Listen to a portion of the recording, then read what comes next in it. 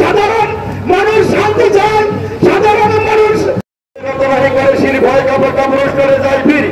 সংগ্রামী সাথী বন্ধুরা, আজকের এই জনসভার যিনি প্রধান অতিথি হিসেবে উপস্থিত আছেন 1971 সালের বীর মুক্তিযোদ্ধার মহানায়ক, 75 সালের বঙ্গবন্ধু হত্যার একমাত্র প্রতিবাদকারী বঙ্গবীর কাদের সিদ্দিকী বীর মহোদয় উপস্থিত আছেন, নেতৃবৃন্দ এবং মুরব্বিয়ান সভাসাথী ভাই বন্ধুরা, বাবা সকলকে সশ্রদ্ধ সালাম জানাচ্ছি। আসসালামু আলাইকুম। আসলে ওই বক্তব্য দেওয়ার তেমন কিছু নেই। মানুষ মানুষ সবাই সচেতন জেগে উঠেছে। ওই মানুষ সংসদে করিয়ে নেই, মানুষ শান্তি পাবে, মানুষ নিশাই আসক্ত হবে না।